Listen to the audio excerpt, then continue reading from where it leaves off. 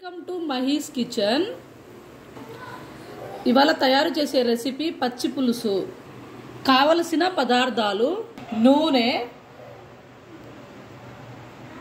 చింతపండు, ఆనియన్, పచ్చిమిర్చి, ఉప్పు, పసుపు, తాలింపు గింజలు, కరివేపాకు.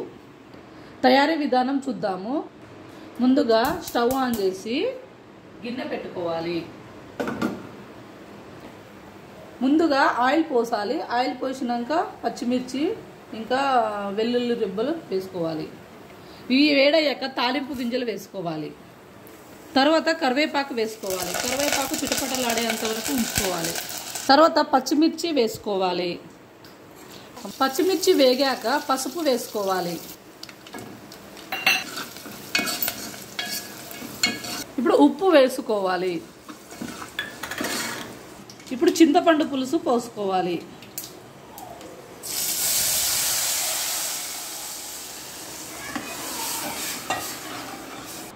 ఎండాకాలం వస్తుంది కదా అండి, ఎండాకాలంలో పచ్చి పులుసు చేసుకుంటే మన బాడీ చల్లగా ఉంటుంది, అలాగే డిహైడ్రేషన్ అవుతుంది. కాబట్టి మనం ఎండాకాలంలో ఖచ్చితంగా పచ్చి పులుసు చేసుకోవాలి. మా పిల్లలు అయితే ఎంతో రుచి బాగా తింటారు, పచ్చి పులుసు అంటే బాగా ఇష్టపడతారు. మీరు కూడా చేసుకుంటారు, మీ పిల్లలు కూడా పెడతారని నేను కోరుకుంటున్నాను. Thank you.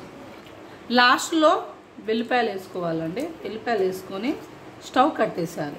పచ్చి పులుసు రెడీ అండి. Thank you. మీరు కావాలంటే షుగర్ కూడా వేసుకోవచ్చు అండి. నేను కూడా షుగర్ వేసుకున్నా. పచ్చి పులుసు అనేది ముద్దపప్పులో డిష్గా చేసుకొని తింటే చాలా రుచిగా ఉంటుంది. సో అండి, మన పచ్చి పులుసు అయితే రెడీ అయిపోయింది. లైక్ చేయండి, షేర్ చేయండి. Thank you.